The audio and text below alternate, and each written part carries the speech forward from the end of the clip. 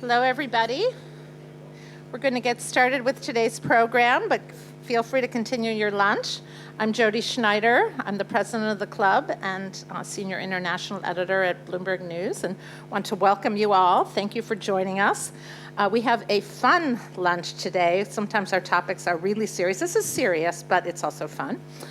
We have Matthew Marsh, The View from Inside Formula One 2020.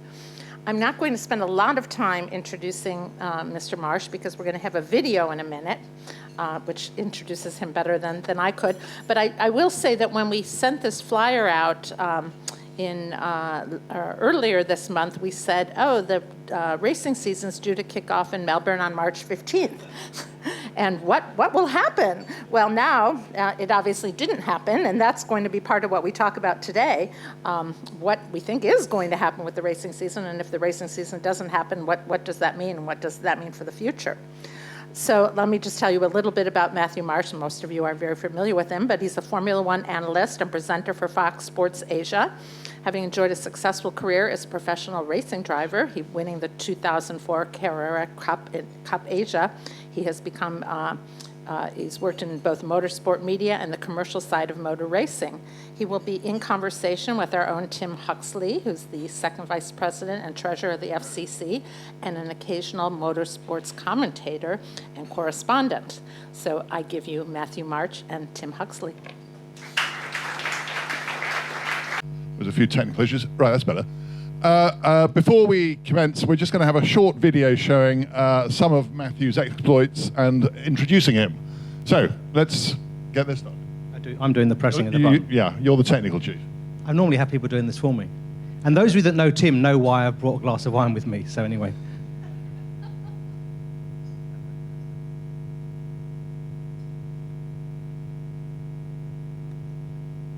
Okay.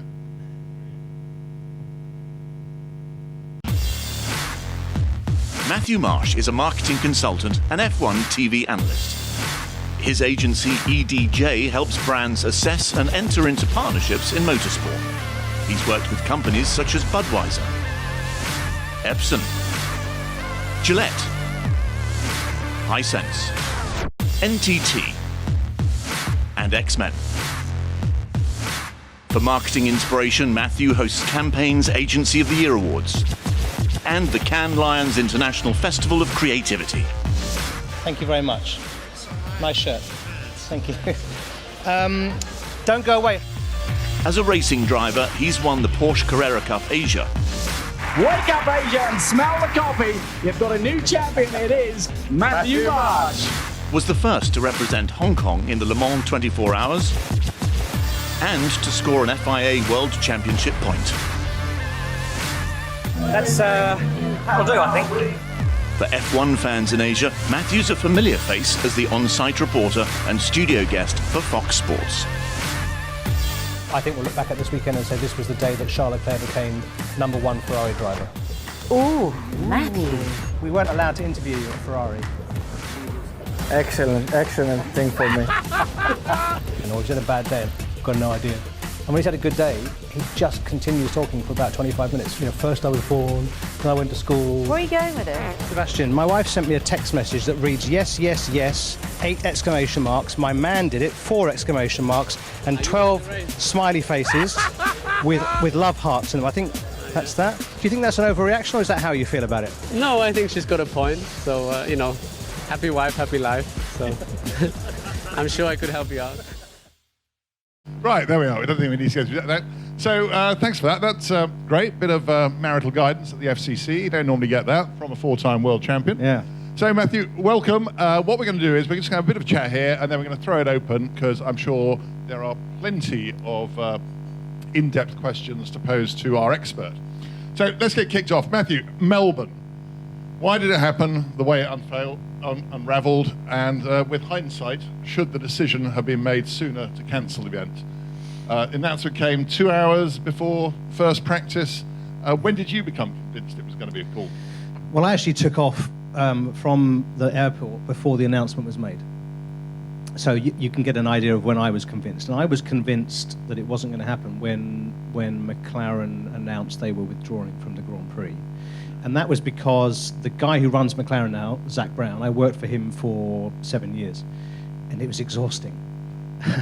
And it was exhausting because he is, as he said, the decision was very difficult as a racer, but very easy as a CEO. And he's exhausting to work for because he's a detail guy. Or more importantly, he gets people to work for him who are detail guys and girls, who would have gone through everything in great detail. So I have no doubt that they had done scenario planning, and there was, whatever it was, item 24C, in the event that one of our crew members is found to be positive for the virus, what do we do? And there'd be a whole bunch of things, including a press release that I no doubt was already written. And I feel that way because A, from working from Zach, and B, working for Fox Sports Asia, we were receiving emails within 15 minutes of that announcement from the McLaren media people apologizing for having to cancel an interview with Andreas Seidel, their team principal, on Saturday. Sorry about that. We've withdrawn from the race, so obviously we weren't able to do the interview. We apologise for any inconvenience it's caused. Well, yeah, we understand. So, but that's the way they went about it. So it was clear to me that those guys had done scenario planning. I guess the question is, had Formula One done scenario planning? That's Yeah, I mean, the wider world probably wasn't very impressed with the way Liberty Media handled it, the organisers, and indeed the Australian government. Who was the steady hand in all of this? And who seemed to really know what they were doing? I mean, there was one journalist tweeted in the middle of the night, Disney is closing its parks in California, so maybe Mickey Mouse can help organise crisis decision-making in Melbourne. Yeah. It's not... And I was awake until 4 or something. And I was... there's a lot going on Twitter, and I'm texting various journo mates who have, some have been talking to people inside F1 and the FIA, and I'm doing a bit of that myself and trying to get a view on it. And... I think it was much easier for me, for Fox Sports, and for McLaren to make decisions because we have essentially one paymaster, and we can make decisions about humans, basically. So from McLaren's point of view, from Zach's point of view, it would have been, in the event that somebody's ill, what do we do? Well, we take care of our people, first of all. And Zach would have gone to his boss, who's ultimately Sheikh Salman, who's the Crown Prince of Bahrain, ultimately, and said, here's what I think we should do. Do you agree? I'm not saying he necessarily did this, but that's the sort of conversation he'd be having with himself. Would he agree with this? Yes, he would. Justified decision. For Formula One, it's much more complicated because there are so many people involved. There's obviously them as the rights holder who receive a fee from the Australian Grand Prix promoter, who probably receives some money from the Australian government. There's the Australian health authorities involved. There's the 10 Formula One teams. There's sponsors. There's corporate. There's so many people that if one of those organisations makes a decision on its own, who's going to make up the money that stops flowing? And I think it's different for them to do scenario planning unless the gun's against their heads. You could sit down and say, in the event that we have to cancel the race and we want you to be the one that cancels it. No, I want you to be the one that cancels it. And it was only when the crowd was outside the gate that it really, okay, now we really talk turkey. And I'm not actually convinced that they did agree the deal necessarily. I think they got to the point because the crowd was at the gate, and we've now got a crowd, and we're going to cancel an event because we don't want to have a crowd of people together. So I guess what I'm saying, long story cut short, is I really feel for Chase Carey at Liberty, who runs Formula One, because he just got off a plane from Vietnam, which explains the way he was dressed, apparently. Not a good look. Have a look at the press conference. I mean, good guy. Needs a good... We've got a good tailor. We can help him we can help him. Insights. But tough decision very difficult decision for him. So I don't blame them. Now, when there was, in the sort of few days beforehand, when Italy was beginning to go into lockdown, there was a possibility Ferrari weren't going to make it to Melbourne. Ross Brawn, the F1 technical director, said there couldn't be a race without Ferrari because that wasn't fair. But when McLaren withdrew, there was still the possibility of a race. One set of rules for Ferrari and another set for everybody else? Oh, Tim. How many Ferrari fans in the room? Just a quick check of hands. Liars, there's more than that. There's always more than that. And actually, what's quite fun, I find, with friends, whenever there's a Ferrari story, they'll immediately text me with, this is outrageous, everybody's against Ferrari, blah, blah, blah. Okay, whatever. No, I don't think so. I think that, what's the question again? Is there two? No, I don't think so. There's one set of rules for everybody. But about 15 years ago, in this very room, when Jackie Stewart was here, Oh. you asked the question, does the FIA stand for Ferrari International Assistance? No, I didn't. You did. No, I tell you what I did, actually. I tell you what I did once, actually. At the Italian Grand Prix, named, event drop, there was a press conference, and it was Ross Brawn, who was then the technical director at Ferrari, who now is the technical leader for all of Formula One. And there was a big drama because they had protested the tyres that Michelin were providing, because Ferrari and some other teams used Bridgestone tyres, and the McLaren team and Renault team and so on used Michelin's. Anyway, it was Ferrari being Ferrari, if you like. Actually, it was basically Michael Schumacher who had worked it out. As ever, it was always Michael Schumacher that worked it out, and then he got his stenographer, Jean Todt, to take notes and go and get things done. Is this being streamed live, Jody? Oh, okay. It's the end of my career in Formula One. Anyway, a very smart journalist who was running F1 Racing magazine, this is going slightly off topic, anyway, we'll come back, who is now the press officer for the W Series, and he's a very smart political kind of guy, realized that I would do anything to have some glory. And so he said, do you want to be involved? And we're doing a little bit of a thing at the press conference where we're all going to ask questions, and it's going to add up to a really difficult situation for Ross Brawn. And I was champing at the bit like a Labrador. And so the question I got to ask was, Ross, it wasn't to Ross, it was to Patrick Head, who was the Williams technical chief. Patrick, you are the longest serving technical director in the history of Formula One. The room now goes quiet. Can you remember in the history of Formula One a time when the FIA has ruled other than in favor of Ferrari? And of course, massive explosion. And the best part was when the Ferrari press guy, so Ross at Ferrari turns and says, "Who the hell is that guy?" to the press guy. And I heard the press guy go, "Steve Cooper." Who is not, I'm obviously not Steve Cooper, but I had a bit of, Steve has similar facial hair to myself, so that's, anyway. So Is that an answer to your question? That is a great answer. So, let's just have a short question relating to a short man. Would Bernie Ecclestone have done anything different? Yeah, for sure. He would, in for a penny, in for a pound, he would have had photographs of people or other compromising, whatever it is, so that he would have sat down and said, right, what we're going to do is this. I can't do the accent. And they would have all said, yeah, okay, Mr. Ecclestone, yeah, okay, sure. And it would have all happened. And actually, he would have, to go back to your point that you were trying to make, and I jumped off, was that the decision really should have been made before they went to Australia, right? And that's the thing. When Italy was in lockdown, and that was the Sunday before the Grand Prix, that was the time, really. Easy in hindsight, but that was really the time when people shouldn't have been getting on aeroplanes from Italy and other places in Europe to go to. But then, surely that would have been Liberty or the teams that would have been responsible, and there still would have been this discussion about who's picking it up, and government and state of Victoria. That liability must have really weighed on that decision, as you said. And that's why they needed, and Liberty is a much more transparent organisation.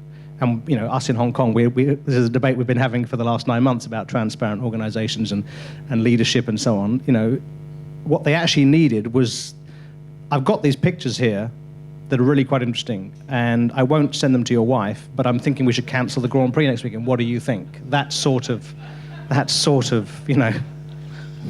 great to know that a multi-million-pound business sort of functions in this way. No, it doesn't. No. My point is, it doesn't. That's the problem. And in fact, that's what I'm saying. So that's the best way to run a business. This is an instruction manual for how Formula One maybe should be run in the future. Okay, right. Take notes. So look, we've lost the first 4 races of the year. 3 scheduled for May look highly unlikely. Now that's a huge chunk of revenue for the teams that's going to go. And so is there a risk that, say, some of the independent teams might go down, or for the big manufacturers that, who are under a lot of pressure, because the motor industry is under a lot of pressure, that they'll say, is Formula One worth it? That's an uplifting thought, isn't it? Yeah, I suppose there might be. I think the biggest problem that Formula One has at the moment is, and as we all do, is when does this stop? When does it change? And so all that anybody can do who's trying to be optimistic, whether it's us about, being able to come in and out of Hong Kong or Formula One, what's our schedule look like, is say, well, let's sort of assume that it's sorted by May. Could we start the championship in June?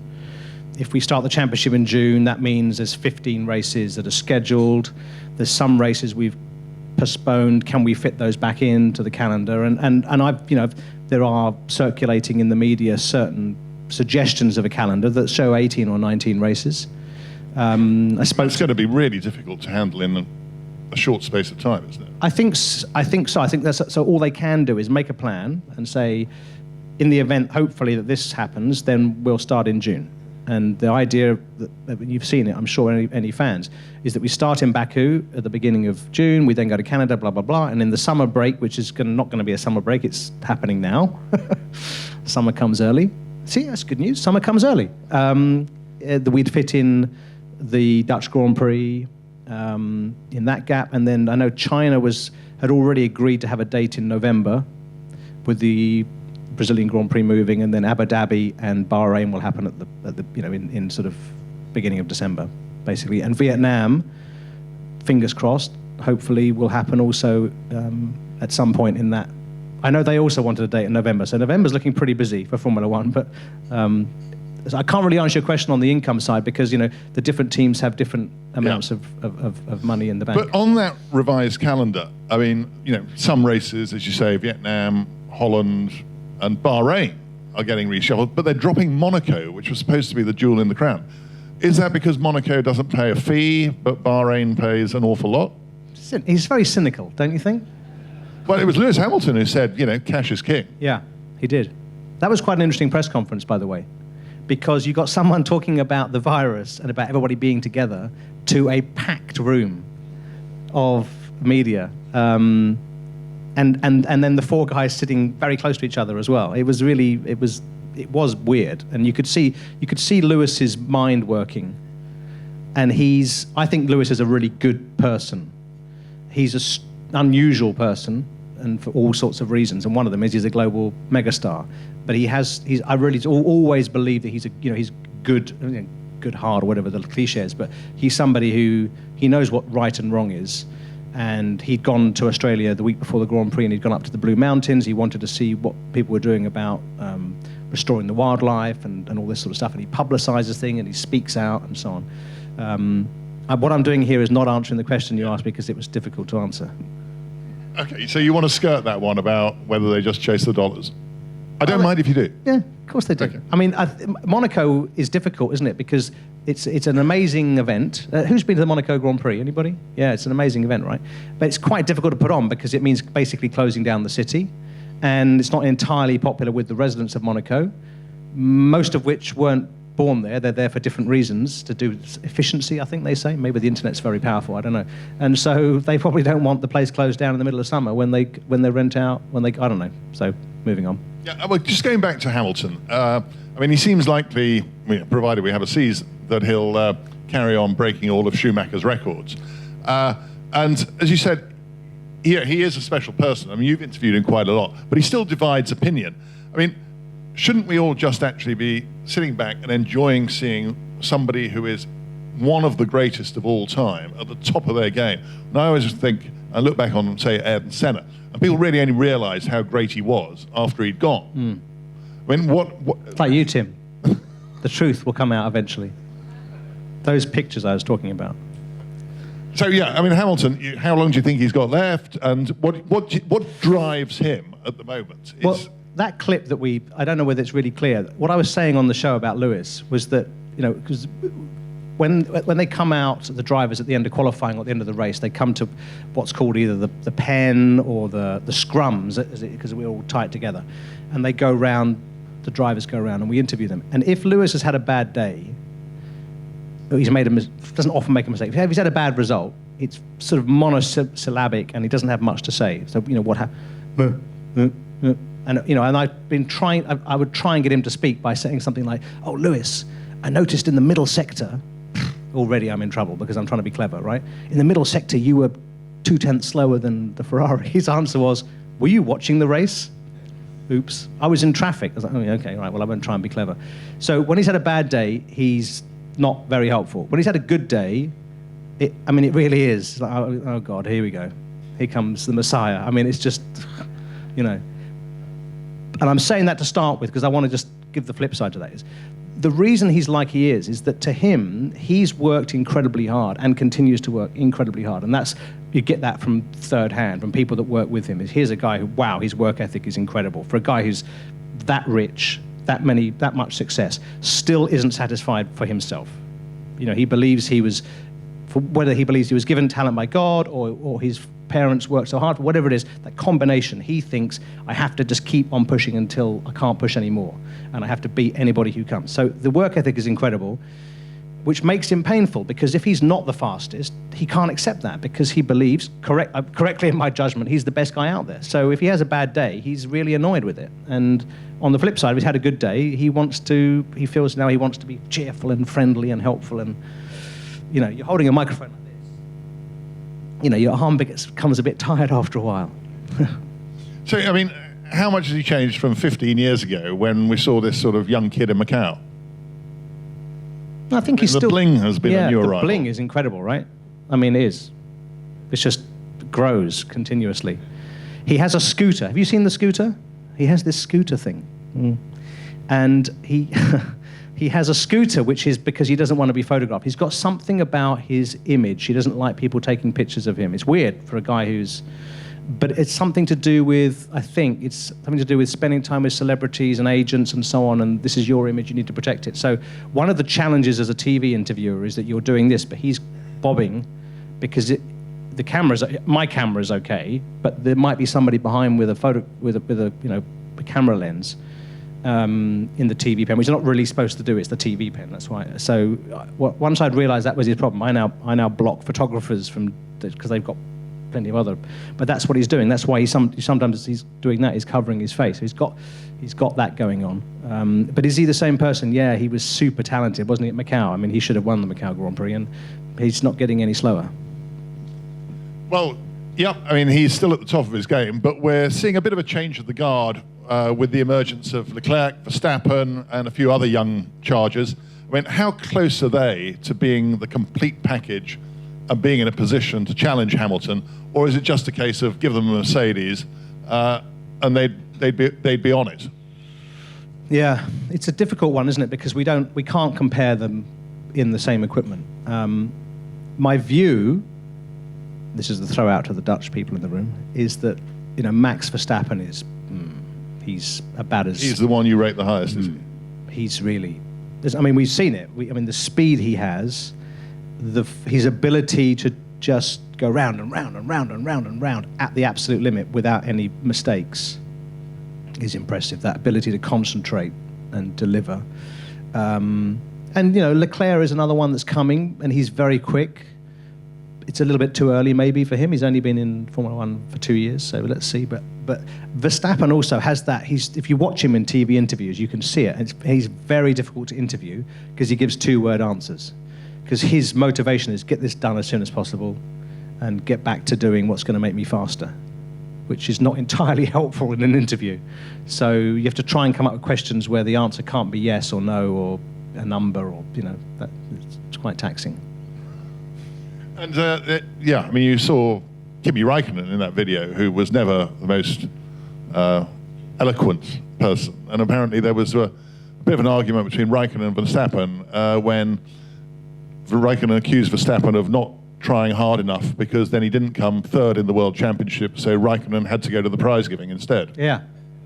Actually, I caused that because I'm trying to remember how I started that one. It was in St. Petersburg, which is quite a nice place. Yeah, so Kimi is also one who doesn't give too much away, as we know. Bless him. And we need to come back to Kimi's speed in a minute, so I can be opinionated. It was the Abu Dhabi Grand Prix 2 years ago, and I'm thinking, what am I going to ask Kimi? And I've been doing this thing that we'd come up with, which is, can you grade your year? And it just didn't work, because people they weren't interested. But I'd asked Kimi, and he'd given me some answer pre-race. And so after the race, I said, going back to my previous theme, how excited are you about finishing third? Thinking he might say something funny, because he's never excited about anything. If he wins a race, yeah, he's kind of awake, right? But if he's not, other than winning, he's not really. And he said, oh yeah, actually, I was thinking about that. I didn't want to finish third because I'm now in the top 3 in the World Championship means I've got to fly to St. Petersburg. And I hadn't imagined this was what he was thinking. I was thinking for half race, come on. And he started talking quite a lot about this. Great. So if ever you see anything good that I've done on television, essentially it's by mistake, okay? So we're not only on television. So then Verstappen comes over, and I think, let's have some fun. So I said, Max, I don't know if you've had a chance to speak to Kimi after the race. He seemed pretty disappointed, upset about your in the race. And Max, who had that year been attacked quite a lot, he was starting to get he was bristling. And I said, because now he has to go to St. Petersburg. And the relief on his face that actually I was joking rather than giving him a hard time was fun. What was the question? Are they difficult to work with, these racing drivers? Yes. They give one-word answers. Yes. But they've all got a media handler. So do you ever find that you're asking a question and somebody else is trying to stop that, or that they are under pressure to give their particular answers? They get, obviously, like everybody, they get better at it with age, right? So Lando Norris is a good example, the young McLaren driver, super talented, and he has this thing where it's a little bit like an old motorbike engine, ring, ding, ding, ding, ding, ding, blah, at the end. So he'll finish the answer to the question, but he'll then do the blah, blah, blah, bit afterwards. When the engine won't stop. That kind of, no one here had an old 2-stroke motorbike engine, whereas Verstappen is the opposite. He just goes, just gives you the answer and like, come on, let's move on. They're a little bit on message. I tell you, the guy who's really impressive is George Russell, who's the young British driver who's with Williams in his second year. He won the Formula 2 championship. And here's a guy who is, super bright, driven. We haven't seen his talent in Formula 1 because he's been driving apparently the shit box is the technical term. I don't know if that's... and it's not a swear word, so I can say it, right? So it translates to shed, apparently, in the French. But George, I went for a ride with George in a sports car around the Suzuka circuit in 2018, before he was in Formula 1. And I used to race those cars, so I was pretty like, whatever. I've done it with Lando and other people. And it was Suzuka, which is an exciting racetrack. Oh my God, from the minute we drove into the first corner, this is a bit fast. And it was because we went to the first corner and the front end was slipping, and then the rear comes out, and all this is happening. And the barriers are like there at Suzuka. I mean, they're, and the barriers are like there at Macau, and I know because I've hit a few of them in Tim's cars. But it's worse at Suzuka because you accelerate on the grass before you hit the barriers, right? At least at Macau, you can kind of like ping pong that was the idea, right? Anyway, so I'm a little bit, and he's making it worse because he's adjusting things like the radio and the aircon and driving one-handed, and he's talking to me like this as he's doing it. And so we do 2 laps of this. I'm only 35. I look older because of this 2 laps with George Russell. And I'm laughing in that nervous way that you laugh when you're doing that. And I realized afterwards that what he was doing was making sure that opportunity for him was maximized, which was he wanted me to tell this story for the next 3 years, which I have been doing. And and in the pre-season testing in Barcelona in February, he was on the TV talking about his teammate, Nicholas Latifi, who comes in, and people think Nicholas, very, very nice guy, very competent racing driver, but very, very, very, very wealthy father. And the problem is people therefore think, very, very, very wealthy father, rather than competent racing driver. And for George, that's a bad thing, because he's going to beat this guy, and he wants people to think he's beating somebody good. So he was saying, Nicholas comes in as one of the most prepared drivers as a rookie. He's da-da-da-da, right? That's it. And I thought that's really interesting, is that he's every opportunity to make sure that he takes a step forward. Sorry, one more thing on George, but it's a good example of guys that I think are plugged in. We interviewed him at the beginning of the Formula 2 Championship in 2018, 3rd or 4th race, 2nd race maybe, Baku. Did an interview with him, and we got these standard questions, something like, what's your target, what's your ambition? And he said, my ambition is to win the championship, and then Mercedes have to put me into Formula 1. And I thought, young guy made a mistake. And so I said to him afterwards, are you happy with what you said? Yeah, why? Well, it was a little bit, I don't know, it's good for us, but it's a little bit maybe aggressive. Toto Wolff, who runs Mercedes, is his manager. If you want us to, change that answer, we can do it again. no, if I win the championship, that's what they should do. And again, it was him basically putting pressure on people. If I deliver this, why wouldn't they deliver that? And I think that's maybe too much about George Russell, but this is a good example of But you clearly rate him. massively. I haven't recovered from that lap of Suzuki yet. Now, you just referred then about your visit to Barcelona when you were there for pre-season testing. And the big talking point there, and what we thought was going to be the big issue in Australia, was the governing body, the FIA, had decided not to pursue any sanctions against Ferrari or divulge any details of what they were possibly tinkering with their engines last year. And everybody else is hopping mad about this. I mean, and about the transparency of the FIA. I mean, one journalist said it would have been better to say nothing about the investigation and resultant decision rather than being transparent about not being transparent. So what's all this about, and is it going to get resolved, or is it just going to get swept under the carpet? Well, before we talk about the Ferrari thing, I think there's a more interesting story, and it involves Mercedes, which is that on Friday morning, Thursday night in Melbourne, the teams had sat down and said, shall we continue with the Grand Prix or not? We could do this behind closed doors, minimize the risk for the public and so on. And they had voted on it. And apparently, Mercedes had voted that they would do the race. And it had just swung the balance to, we'll go ahead and do it. And a couple of teams wouldn't have done it, but basically they would have run at least free practice on Friday. And then Mercedes changed their vote, and I understand, and you might have read this, it's been that the CEO of Daimler, whose name Ola something, had rung Toto to say, we shouldn't be doing this. Right. And then yesterday, it was announced that Mercedes is no longer in the other 7 teams that are fighting the FIA about this decision with Ferrari, because this Ola chap has again intervened. Interesting. In 4 days, the CEO has intervened in decisions being made by the guy who runs the Mercedes Grand Prix team. And I can't remember a time ever before when he has been interfered with. Sorry, that's the wrong way of putting it. I don't think he's ever been interfered with. Let's just be clear about that. But I think that's quite interesting. And my understanding, because I did a couple of phone calls last night, what's going on here is so that Toto's boss, difficult to believe that a guy like Toto has a boss, but Toto's boss, they don't get on very well. Oops.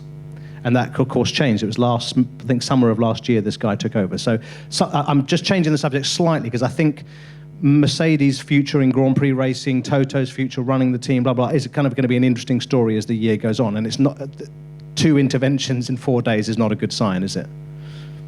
Back to the story about Ferrari? Yeah.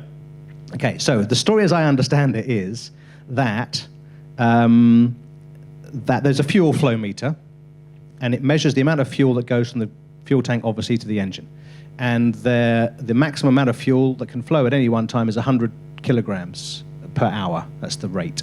And that's because Formula One is trying to become more sustainable. And so in the old days when you could just pump fuel through like crazy, life was easy. And now the engines have to be efficient, okay? That's a good thing. So how do we do that? We minimize, not minimize, but we regulate the amount of fuel they can carry and the amount of fuel they can use per hour. Great.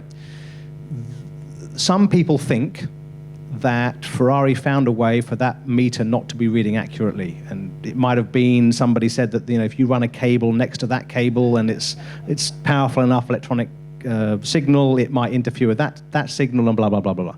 Now the measurement is 2,200 times per second, so it's quite it's quite busy, and so for this year what they've done is they've introduced a second fuel flow meter that doesn't run. The key thing about the 2,200 times per second is it was at regular intervals, if there are such things as intervals, if it's 2,200 times a second. The new meter, which runs now in parallel or in series? In series, who knows how it does its measurements, and it's encrypted and blah, blah, blah, blah, blah. Now, so clearly the FIA thought something was up. The teams thought something was up. They were using GPS. The guys were telling me, the GPS tells us this is not physically possible for these cars to do this speed using that many carbon molecules, carbon atoms, da-da-da-da-da, right? So but the FIA couldn't prove it. Now, they might have had somebody else, I heard an Italian journalist said they might have had some information which they couldn't use because that would have where did the information come from? The source would have been inside Ferrari. That's not allowed. So I think they got themselves into a difficult situation. You might remember the Abu Dhabi Grand Prix that was announced just as the race was starting, that the amount of fuel in Charles Leclerc's car, when measured, wasn't what Ferrari had said it was supposed to be. So what you have to do is write down the amount of fuel you put in the car in kilograms before the race starts. And the idea, I suppose, is that the FIA can measure how much is there at the end of the race and you haven't used over the 100 kilograms, right? But the amount of fuel in the car was more than Ferrari had said they were going to use. Now, it's not a smoking gun. It's a gun, but it's not a smoking gun, is it? So Ferrari said that doesn't prove anything, but I think it did prove the FIA was trying to catch them out. So probably it's all going to be swept under the carpet. Well, I don't know. I just think that there's another interesting point here. In the press release that the FIA put out about this, saying that we've reached an internal agreement, a private agreement, blah, blah, blah, there was a really weird line about, and Ferrari is going to help us with our, I didn't write it down, moves towards sustainability and carbon reduction. What the hell does that mean? Well, apparently what it means is that the FIA wants to introduce a higher amount of biofuel. It's about 5%, I think, at the moment of the fuel is biofuel. And the FIA wants to go up to 10% and more in 2021. And the fuel manufacturers have been resistant to that because it's quite difficult to do. And I'm told, we might see soon Ferrari and Shell saying, oh, we support that, which of course would force ExxonMobil and BP and everybody else to follow suit. So I think the FIA have done a bit of a... Right, let's throw this open to the floor. Any questions from our audience? Bill, do you want to start off? If when you get the microphone, they'll be brought round. If you could just say who you are and then shoot your question. Has this been cleaned as much as Matthew's mic was cleaned? I don't know how close to hold it to my mouth. Yeah, Matthew, do you think that Liberty is actually missing an opportunity with this coronavirus? I mean, an opportunity to actually be brought into a new era. I mean, races without spectators, maybe even races, virtual races. Lando Norris could be leading the World Championship after a series of virtual races. They could experiment with heats or qualifying races, 2-day events. I mean, are they missing the boat now? Is it a lack of leadership? I mean, I could see, we're talking before, 10 or 12 F1 races that are under very controlled atmosphere. Certainly Monaco won't be one of them. Singapore won't be one of them. But at the same time, are they missing an opportunity to do things that would actually change the game completely, Now that drivers can't interact with fans, F1 really didn't have that much interaction to begin with, but now that drivers can't interact with fans, you could have drivers sitting in remote locations, isolated, where they're racing against each other. Virtual racing, you could give quarter points or something like that, and then go to 10 or 12 races under very controlled conditions. I mean, motorsports is one of the things. You can't really do this with football. You can't really do it with basketball, but you can do it with motorsports. Well, I'm not sure, Bill. I don't know. Did anybody see, there were 2 races on eSports races. Anybody see this? Yeah, good. You got lives. That's good. Oh, sorry. You still got a life, I'm sure. I did tune into one of them that was on at sort of 8 o'clock on Sunday night. There was 2. One, Max Verstappen was in with a bunch of IndyCar racers and various other people and some sim racers. And there was another one later on that I haven't seen that Lando was in, right? And Lando Norris and Max Verstappen are the 2 within the Formula 1 20 drivers. Those are the 2 guys. And aren't they, Bill? They're right up there with the best guys. Anyway, eSports has been going on for some time and sim racing has been going on for 15 or 20 years. So I thought, oh, this could be quite fun. And it was a bit shit. It was. And it was disappointing because, come on, for example, the cars are going around, but they're saying, oh, and that's Max Verstappen. But why is there not a sign above his car saying Max Verstappen? And why is there not a camera on Max Verstappen? So, or a bit more. I just feel like, I don't think Liberty have missed it. I think the eSports guys jumped on it very quickly. Let's get something out on Sunday. I just feel that their product isn't well enough developed yet. And the Formula 1 eSports Championship is a good thing, and they've got a lot of people watching and younger people involved. It's a lot of young guys basically wearing socks and with quite a lot of acne. And there's nothing wrong with either of those things. You know, socks are a good thing in cold weather. But we had this at Abu Dhabi when they did their first race, and all the kids are lined up with to go and do the eSports Championship, and they've got the airline stewardesses are walking them in. Teenage boys in socks, acne, being walked in by air stewardesses, they're uncomfortable to start with. I was uncomfortable watching it. So I think eSports is could be part of the future, but it needs a bit of work. But it's got to tide itself up. Okay, next question. Yes, over here. Thank you, Charles Scheid. I wanted to ask whether or not you think that the 2021 rules will be pushed off another year, so that the rules for this year will prevail into next year. It's a very good question. It's a very good question, which I haven't thought about the answer to that question. That's what a good question is. I think it might well happen, actually, mightn't it? Because your point earlier, Tim, about cost, the cost for the teams of developing these entirely new cars, very, very much new. I mean, the powertrain kind of stays the same, is extreme. And they would have to start doing that from about the middle of the year in terms of putting that, obviously started already. And the big guys can do it now because they've got the money and the resources, and the small guys can't. And the whole point of changing these in a way was to bring everybody closer together, but the act of doing it is going to force them further apart. So I think it's a good idea, and I expect that Liberty have thought about that they ought to. Because the other thing is, have they actually agreed yet what the rules are? I don't think so, right? I mean, they've sort of said they are going to, but yeah. So much. Yeah. Hopefully. John Haddon. You announced my name. I don't have to say it. Sitting next John to you. Haddon, I know. Matthew, I saw a program on Netflix called Strive to Drive, and at the end of one of the episodes, at the end of the first season you feature, and I went, oh, I know that guy. I'm not sure I featured. I think it was in it for 15 seconds, but anyway, it was a good cameo. Thank you. It was a good cameo. Can you just give some more background to how did Netflix get in on that? Because Sean Bratches, who is still part of Liberty, seems to feature in the credits of those series. But he's gone or is going. What's that all about, in your opinion? Well, so before I talk about Sean, let's talk about Chase. So Chase Carey is a guy who's on the board of 21st Century Fox, super successful media executive. I don't know what he's worth, but he's worth a lot.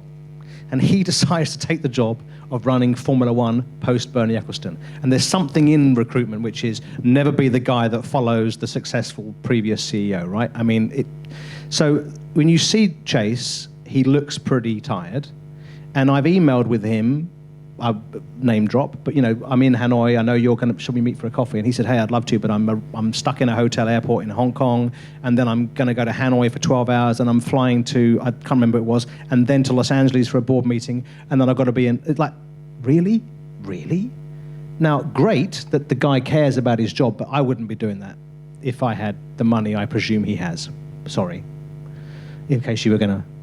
But Sean is the same. Sean was a retired TV executive, stellar successful career with ESPN, very cool dude who took the job come work for Chase and lead commercially, and more than commercially, he was going to change the way Formula One felt.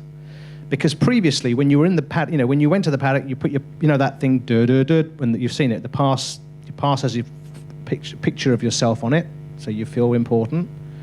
Which is why we behave the way we do. But you're slightly anxious that if you arrived at the gate that it wouldn't work because you'd said something Bernie wasn't happy with, or Pasquale who was Bernie's guy was tugging your chain or whatever it was. And you were always slightly careful in the paddock. Am I doing anything where I'm going to get in trouble, whatever. It was always, that was kind of the dark cloud above you. As soon as Sean came in, his idea was, there are too few people on the grid. Whereas Bernie, by the way, Bernie loved going to places like Azerbaijan and Turkey where there are no F1 fans because there's no crowd. It's making the place dirty and untidy. Bernie loves tidiness. So the idea of a race run behind closed doors is an amazing concept for him. Why didn't I think of that? you know. So, but Sean was saying we need more people on the grid. We need more kids in the paddock. And I'd never, ever in 30 years of working in Formula 1 thought I'd ever ask, can I get a pass for my wife and daughter to come to a Grand Prix? And I said, I'm thinking I might, yeah, definitely, just send me a note, of course. And so my daughter, age 7, I think it was, and my wife, and there were a few other kids who were kids of media guys. They were all playing in the paddock with radio-controlled cars, and I was slightly, oh my God. But it was brilliant because people were smiling and laughing, and so the atmosphere has changed. But part of what Sean did was realize we need to open Formula 1 to a new audience, and saying blah, blah, blah, it doesn't work, right? And eSports, it's okay. But what really was bright was saying, let's do a documentary about what makes F1 exciting outside of fans, which is the humans. And they're arguing, and they're fighting, and they're fit, and they're good-looking, and all those interesting things to humans for the last 75,000 years. Let's make a TV documentary about it. And he paid Netflix, I think, to do that, and it was brilliant, I think. And the outcome of that was we had a conference call. I'm just slightly processing what I say here. We had a conference call at Fox a year ago. Our viewing numbers are up dramatically, and we've skewed more female and younger, which is the holy grail for marketers, right? Why? And there was some confusion. And I was listening to this thinking, it's pretty fucking obvious. So what do you think? And I said, well, I think let's think about what's changed between 2018 and 2019. The first thing is, the technical regulations have changed the way the front wings work on the aerodynamics of the car. It's a big change. Oh, okay. And the other change is that Sean paid for a Netflix documentary, and I'm not entirely sure it's the front wing that's made the, you know? But that's the point, and that's why I'm a big fan of what Liberty are doing, and Sean in particular. It's a shame that Sean, correctly, in my opinion, has said, I've done my 3 years, I want to go back to living in one of my various houses on the east coast of the US and relax a little bit. Time for just one more. That you had your hand up there earlier. It's actually a two-part question. Stephen Burt, sorry. The first question is, are you aware of any rules that will restrict the teams doing anything in the next 3 months? And assuming that they will still be allowed to be working on the simulators and working on developments, does that mean that when we get to the first race in Baku, hopefully, that they will be coming with even more upgraded cars for the first race than we might otherwise have seen? So the answer to your first part of the question is, I don't have this clarified, but I understand that there is a move to move the summer break to now. And the summer break, as you know, is there's a 3-week break, and the team has to be closed down for 14 days of that 21. And you're not allowed to do anything, and things like people won't reply to emails, text messages. They're very, very careful of being accused of not doing that, and that's because otherwise the staff. If you think about it, there are 20 whatever it is, but in last year there were 21 races. 21 races times 2 days of working on the weekend, so you're immediately at 42 days of holiday you are owed, right before you even start, and they're never going to get that. So the teams need a break. So to answer your, I think, yes, there will be something. It'll come out relatively soon to say, look, you're all on lockdown anyway. Let's take the 2-week break now. Your second part, will they continue developing the cars? Absolutely. I mean, you know how these guys are. They can't. I mean, one of the things about Formula 1, which I love as a marketing person, is when we're talking to brands about constant innovation and just-in-time and all of those things, there are always people flying on a Friday or driving in their cars or whatever it is to the racetrack with a part to put on the car on Saturday morning to try in free practice 3 before qualifying. Always, because every day in the wind tunnel and before that in the computer is going to make the car marginally better. The margin might be 100th of a second per lap, times 60 laps, which 60 hundredths or whatever it is. So why wouldn't they bring a part and at least try it? So every day that goes by, they'll continue to push forward.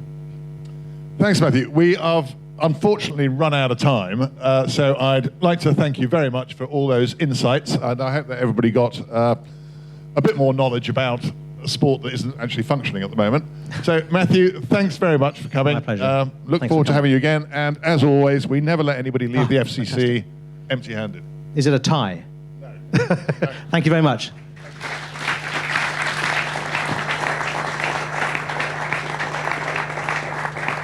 So thank you, everybody, and we look forward to seeing you back at the FCC, whether it be for another of our events or just round the bar anytime soon.